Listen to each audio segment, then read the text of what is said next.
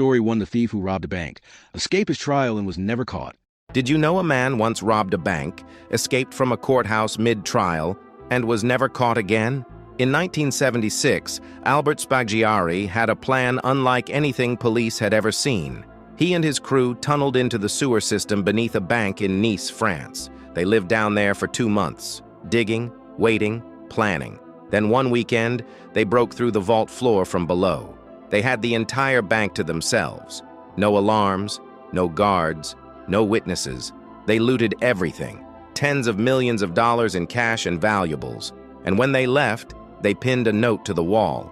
It read, "Without weapons, without hatred, without violence." Police eventually tracked Spaggiari down. He sat across from a judge during questioning.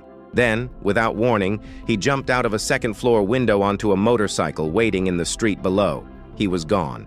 France never caught him again. He spent his remaining years writing books about the heist.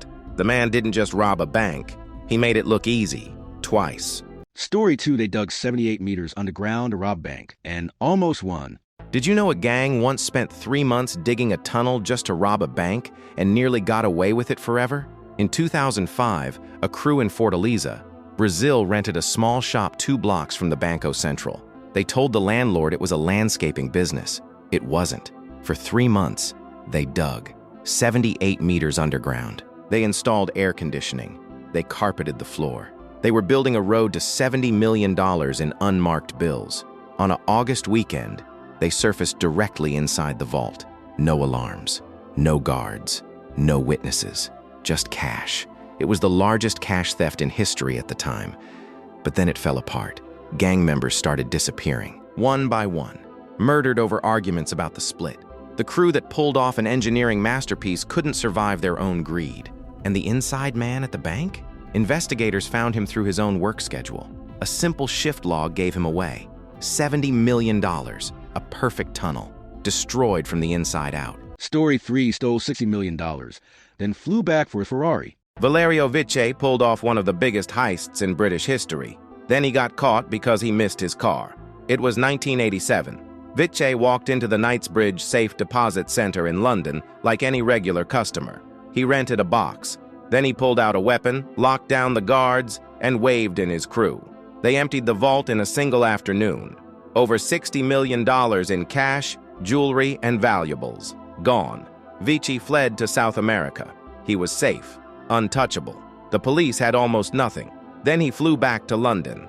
Not for family, not for unfinished business. He came back for his Ferrari. He was arrested within hours.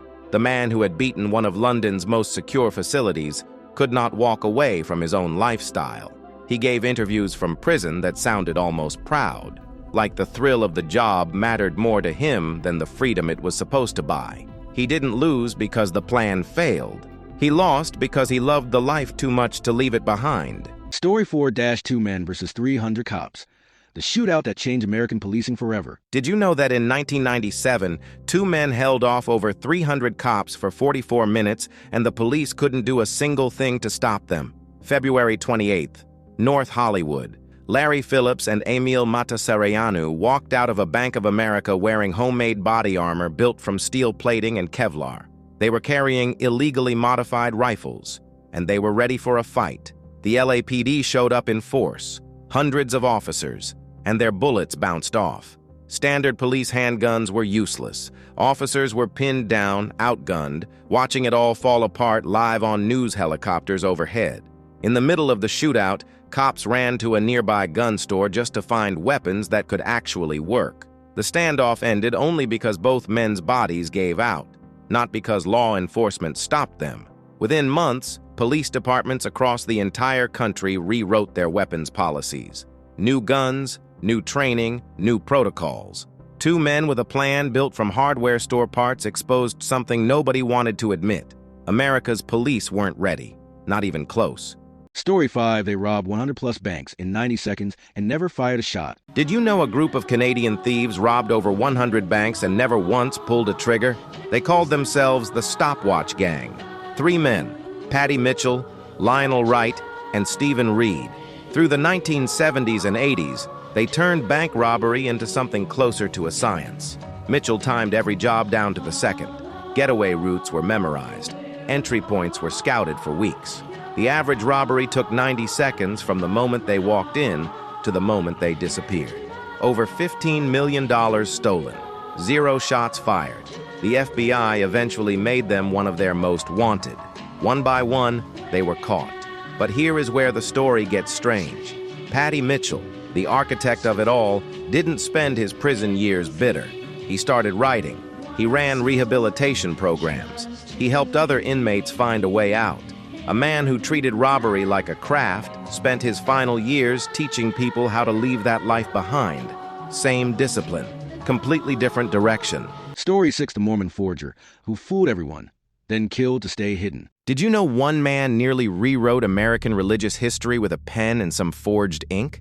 In the early 1980s, Mark Hoffman was the most respected historical document dealer in the country. He sold rare Mormon artifacts to collectors, scholars, and even the LDS Church itself. Letters, manuscripts, documents that challenged everything the church believed about its own origins.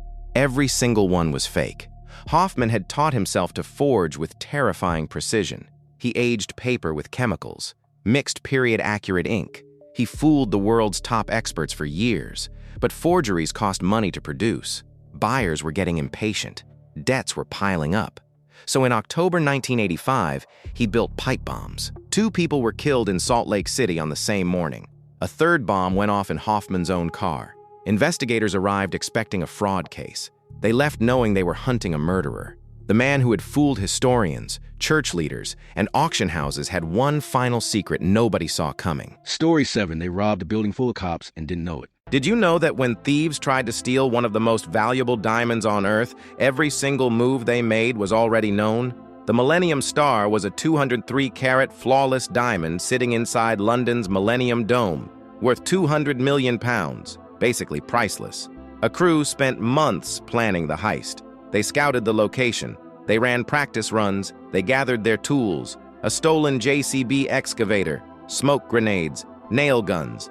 They thought they were invisible. They weren't. Scotland Yard had been watching them the entire time. Every meeting, every test run, every phone call. And here's the part that's almost hard to believe. Police quietly replaced the real diamonds with fakes before the robbery even happened. On the morning of November 7, 2000, the crew smashed into the dome. They had no idea that over 100 armed officers were already waiting inside. The moment they reached the display case, it was over. They never touched a single real diamond, not even for 1 second. Story 8, they robbed the same store twice and were never stopped. Did you know the same crew robbed the most famous jewelry store in Paris twice, and nobody could stop them? In December 2008, 4 people walked into Harry Winston on the Avenue Montaigne. They were dressed as women. Within 15 minutes, they walked out with 80 million euros worth of jewels. Guards were zip-tied. Display cases were emptied. It was over before police even arrived. Then, less than a year later, they came back and did it again. These were the Pink Panthers, a loose network of thieves, mostly from the former Yugoslavia, linked to over 380 heists across 35 countries. Diamonds in Tokyo, watches in Dubai, gems in London, each job surgical, fast, and clean. What made them nearly impossible to catch was simple. There was no single boss, no headquarters, no central operation to take down. Just small crews, activated for a job, then gone. Interpol tracked them for years. Some members were caught. Some escaped from high-security prisons. New members replaced the old ones. The network never stopped. It still hasn't. Story 9, the bank robbery that accidentally rewired human psychology. Did you know a bank robbery once convinced its own hostages to protect the robber?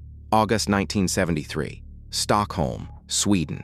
A man named Jan Erik Olsson walked into credit banking with a submachine gun and took 4 employees hostage. His one demand was unusual. Bring my friend Clark Olofsson here from prison. Authorities complied.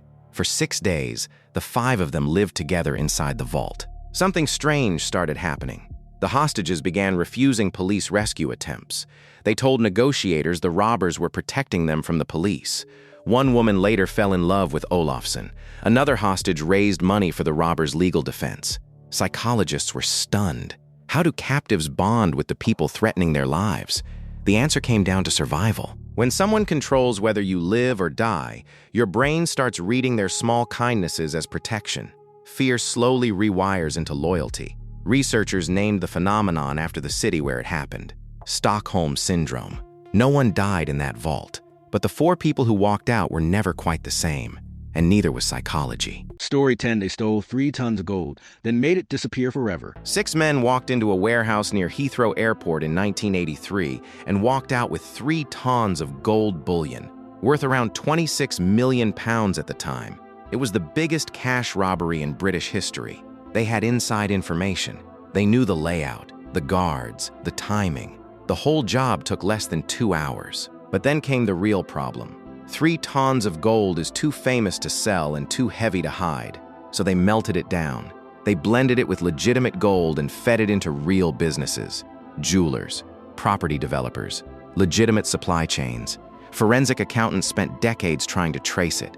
Some believe portions of that gold are still moving through the UK economy today, completely untraceable. But the money created a different kind of chaos. No one could cleanly claim their share, so they started killing each other.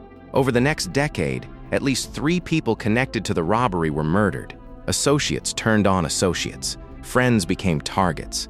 The gold was never truly stolen. It just became invisible.